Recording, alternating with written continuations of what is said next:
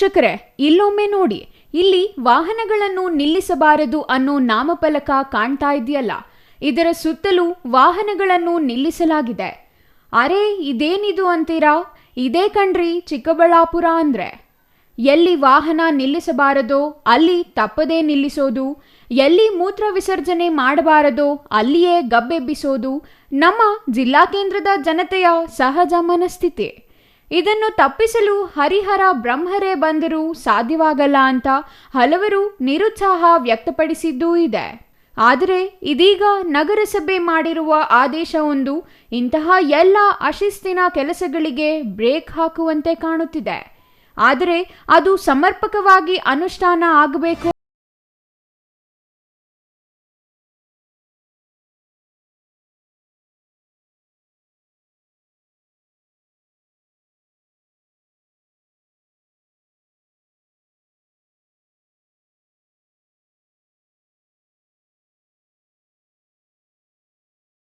ಈ ಆದೇಶವನ್ನೊಮ್ಮೆ ನೋಡಿ. ನಿನ್ನೆಯಷ್ಟೇ ನಡೆದ ಹರಾಜಿನಲ್ಲಿ ಚಿಕ್ಕಬಳ್ಳಾಪುರದ ಪ್ರಮುಖ ರಸ್ತೆಗಳಲ್ಲಿ ವಾಹನ ನಿಲ್ಲಿಸುವ ವಾಹನಗಳ ಮಾಲೀಕರಿಗೆ ಇದು ಶಾಕ್ ಅನಿಸಿದರೂ ಸಮರ್ಪಕ ವಾಹನ ನಿಲುಗಡೆ ಇದು ಸಹಕಾರಿಯಾಗಲಿದೆ ಅನ್ನೋದು ನಗರಸಭೆ ಪೌರಾಯುಕ್ತರು ಸೇರಿದಂತೆ ಪ್ರಜ್ಞಾವಂತ ನಾಗರಿಕರ ಅಭಿಮತವಾಗಿದೆ. ಇದೀಗ ಪಾರ್ಕಿಂಗ್ ಶುಲ್ಕ ಪಾವತಿಸುವ ಆತಂಕ ಕಾಡಲಿದೆ. ಹಾಗಾಗಿ ಬಂದ ಕೆಲಸ ಮುಗಿಸಿಕೊಂಡು ಹೋಗುವುದನ್ನಾದರೂ ರೂಢಿಸಿಕೊಳ್ತಾರೆ ಅಂತಾರೆ ನಗರಸಭೆ ಪೌರಾಯುಕ್ತ ಮನ್ಸೂರ್ ಅಲಿ. ಸರ್, ನಮ್ಮ ಚಿಕ್ಕಬಳ್ಳಾಪುರ ನಗರದ ಟ್ರಾಫಿಕ್ ವ್ಯವಸ್ಥೆಯನ್ನು ಸುಧಾರಿಸುವ ಉದ್ದೇಶದಿಂದ ನಾವೇನು BB ರಸ್ತೆ, ಮುಖ್ಯ ರಸ್ತೆ ಇರ್ಬೋದು, ಮತ್ತು ನಮ್ಮ ತಹಶೀಲ್ದಾರ್ ಕಚೇರಿ, ಕೋರ್ಟ್, ಅದಾದ ನಂತರ ನಮ್ಮ ಸಿವಿಲ್ ಬಸ್ ಸ್ಟ್ಯಾಂಡ್ ಹತ್ರ ನಾವು ಪಾರ್ಕಿಂಗ್ ಶುಲ್ಕವನ್ನು ನಿಗದಿ ಮಾಡಿದ್ದೀವಿ. ಈ ಹಿಂದೆ ನಾವು ಸಿವಿಲ್ ಬಸ್ ಸ್ಟ್ಯಾಂಡ್ ಹತ್ರ ಮಾತ್ರ ಕಲೆಕ್ಟ್ ಮಾಡ್ತಿದ್ದೋ. ಇತ್ತೀಚೆಗೆ ನಾವು ಅದನ್ನು ದಾಟಿ ಮುಖ್ಯ ರಸ್ತೆಯಲ್ಲೂ ಸಹ ಪಾರ್ಕಿಂಗ್ ಶುಲ್ಕವನ್ನು ವಿಧಿಸೋಕ್ಕೆ ಈಗ ಆಲ್ರೆಡಿ ಆಕ್ಷನ್ ಕರೆದು ವೆಂಡರನ್ನು ಸಹ ಗುರ್ತು ಮಾಡಿದ್ದೀವಿ. ಈ ಪಾರ್ಕಿಂಗ್ ಶುಲ್ಕ ವಿಧಿಸೋದ್ರಿಂದ ಏನಾಗುತ್ತೆ ಅಂದರೆ ಒಂದು ಶಿಸ್ತುಬದ್ಧವಾಗಿ ಪಾರ್ಕಿಂಗ್ ಮಾಡೋದಕ್ಕೆ ಅನುಕೂಲ ಆಗುತ್ತೆ. ಕೆಲವು ವರ್ತಕರಲ್ಲಿ ಏನಿದೆ, ನಮ್ಮ ಶಾಪಿಗೆ ಬರ್ತಾರೆ, ಹಾಗಾಗಿ ಅಲ್ಲಿ ಪಾರ್ಕಿಂಗ್ ಶುಲ್ಕ ಹಾಕಿದರೆ ಬರ್ತಾರೋ ಇಲ್ಲೋ ಅಂತ ಭೀತಿ ಸಹ ಇದೆ. ಆ ಥರ ಏನಿಲ್ಲ, ಶಾಪಿಗೆ ಬರೋರು ಬರ್ತಾರೆ. ಆಲ್ರೆಡಿ ನಾವು ಅಲ್ಲಿ ಆಕ್ಷನಲ್ಲೂ ಸಹ ಕ್ಲಾರಿಫಿಕೇಷನ್ ಮಾಡಿದ್ದೀವಿ. 1 or 2 ಮಿನಿಟ್ಸಲ್ಲಿ ಹಿಂಗೆ ನಿಲ್ಲಿಸಿ ಹೋಗೋರಿಗೆ ಏನೂ ತೊಂದರೆ ಆಗೋದಿಲ್ಲ. ಸುಮಾರು ಗಂಟೆಗಟ್ಟಲೆ ಹಾಕೋಕಿರ್ತಾರೆ. ಸುಮಾರು ನಿಮ್ಮ ಹತ್ರ ವ್ಯಾಪಾರನೇ ಮಾಡೋದಿಲ್ಲ. ಅವ್ರು ಏನು ಮಾಡ್ತಾರೆ, 2-3 ಗಂಟೆ ನಿಮ್ಮ ಅಂಗಡಿ ಮುಂದೆನೇ ಪಾರ್ಕ್ ಮಾಡಿ ಹೋಗಿರ್ತಾರೆ. ನಿಮಗೇನು ಅದರಿಂದ ಉಪಯೋಗ ಆಗೋದಿಲ್ಲ. ಅದು ಸಹ ನಾವು ಒಂದು ಸ್ಟ್ರೀಮ್ಲೈನ್ ಮಾಡ್ದಂಗೆ ಆಗುತ್ತೆ. ಅನವಶ್ಯಕವಾಗಿ ತಂದು ನಿಲ್ಲಿಸೋಗೋದನ್ನು ತಪ್ಪಿಸ್ದಂಗೆ ಆಗುತ್ತೆ. ಎರಡನೇದು, ಶಿಸ್ತುಬದ್ಧವಾಗಿ ನಿಲ್ಲಿಸ್ತಾರೆ. ಯಾವುದೇ ಒಂದು ಪಾರ್ಕಿಂಗ್ ಶುಲ್ಕ ಕಲೆಕ್ಟ್ ಮಾಡ್ತಾ ಇದ್ದಾರೆ ಅಂದರೆ ಅವ್ರನ್ನ ವಿಷಲ್ ಹಾಕಿ ಕ್ಲೀನಾಗಿ ನಿಲ್ಲಿಸಪ್ಪ ಅಂತ ಹೇಳಿಬಿಟ್ಟು ಅವ್ರು ಮಾನಿಟ್ರ್ ಮಾಡ್ತಾರೆ. ಅದೊಂದು ಅನುಕೂಲ ಆಗುತ್ತೆ. ಅನವಶ್ಯಕವಾಗಿ ಇಲ್ಲಲ್ಲಿ ರಸ್ತೆಯಲ್ಲಿ ನಿಲ್ಲಿಸೋದು, ಟ್ರಾಫಿಕ್ಕಿಗೆ ಕಂಜೆಸ್ಟೆಡ್ ಆಗೋದು ಅದು ಸಹ ತಪ್ಪುತ್ತೆ. ಹಾಗಾಗಿ ಇದರಿಂದ ಅನಾನುಕೂಲತೆಗಿಂತ ಅನುಕೂಲತೆಯೇ ಹೆಚ್ಚಾಗಿದೆ.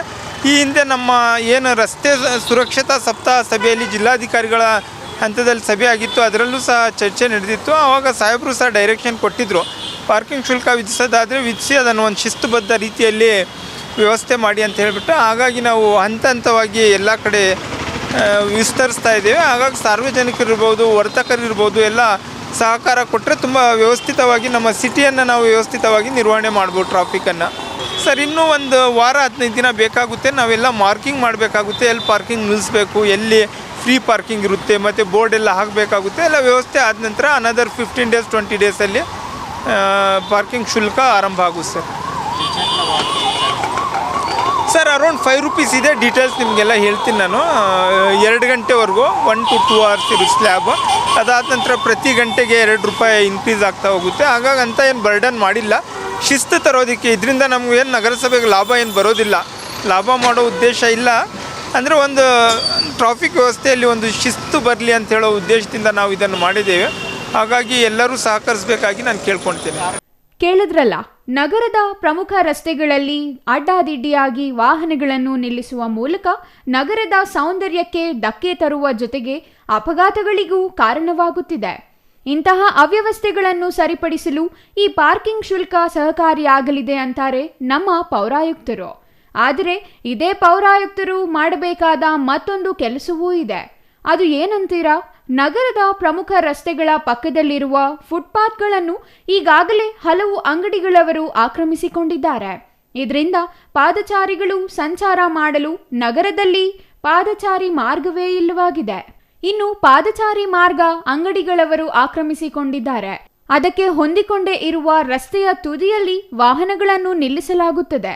ಈ ಹಿಂದೆಯೇ ಕಾರುಗಳನ್ನು ಎಲ್ಲಿ ನಿಲ್ಲಿಸಬೇಕು, ಬೈಕ್ಗಳನ್ನು ಎಲ್ಲಿ ನಿಲ್ಲಿಸಬೇಕು, ಎಲ್ಲಿ ವಾಹನಗಳನ್ನೇ ನಿಲ್ಲಿಸಬಾರದು ಅಂತ ಗುರುತು ಮಾಡಿ ಸಂಚಾರಿ ಪೊಲೀಸರು ನಾಮಫಲಕಗಳನ್ನು ಹಾಕಿದ್ದಾರೆ. ಆದರೆ ವಾಹನ ನಿಲ್ಲಿಸುವವರು ಈವರೆಗೂ ಈ ನಾಮಫಲಕಗಳತ್ತ ಕಣ್ಣೆತ್ತಿಯೂ ನೋಡಿಲ್ಲ. ಖಾಲಿ ಜಾಗ ಇರುವ ಕಡೆ ವಾಹನ ನಿಲ್ಲಿಸೋದನ್ನೇ ರೂಢಿ ಮಾಡಿಕೊಂಡಿದ್ದಾರೆ. ಹಾಗಾಗಿ ರಸ್ತೆ ಪಕ್ಕ ಖಾಲಿ ಜಾಗ ಇಲ್ಲವಾದರೆ ರಸ್ತೆಯಲ್ಲಿಯೇ ಕಾರುಗಳನ್ನು ನಿಲ್ಲಿಸೋದು ಸಾಮಾನ್ಯವಾಗಿದೆ. ಇದರಿಂದ ಸಂಚಾರಕ್ಕೆ ತೀವ್ರ ಸಮಸ್ಯೆಯಾಗಿದೆ. ಇನ್ನು ಈ ಬಗ್ಗೆ ನಾಗರಿಕರು ಏನಂತಾರೆ ಅಂತ ನೋಡುವುದಾದರೆ, ನಗರಸಭೆಯ ಈ ತೀರ್ಮಾನವನ್ನು ಬಹುತೇಕ ವ್ಯಾಪಾರಿಗಳು ಮತ್ತು ನಾಗರಿಕರು ಸ್ವಾಗತಿಸಿದ್ದಾರೆ. ಆದರೆ ಅವರ ಒಂದೇ ಒಂದು ಬೇಡಿಕೆ ಎಂದರೆ ಅಂಗಡಿಗೊಂದು ಪಾಸ್ ನೀಡಬೇಕು ಎಂಬುದು. ಅಂಗಡಿಗೆ ಬರುವ ವ್ಯಾಪಾರಿಗಳು ತಮ್ಮ ವಾಹನಗಳನ್ನು ಅದೇ ಜಾಗದಲ್ಲಿ ನಿಲ್ಲಿಸಬೇಕಿದ್ದು, ಅದಕ್ಕೆ ಪ್ರತಿನಿತ್ಯ ಪಾರ್ಕಿಂಗ್ ಶುಲ್ಕ ಪಾವತಿಸಲು ಸಾಧ್ಯವಿಲ್ಲ. ಹಾಗಾಗಿ ನಗರಸಭೆಯಿಂದಲೇ ಪಾಸ್ ನೀಡಿದರೆ ವ್ಯಾಪಾರಿಗಳಿಗೆ ಸಹಕಾರಿಯಾಗಲಿದೆ ಎಂದು ಹೇಳಿದ್ದಾರೆ.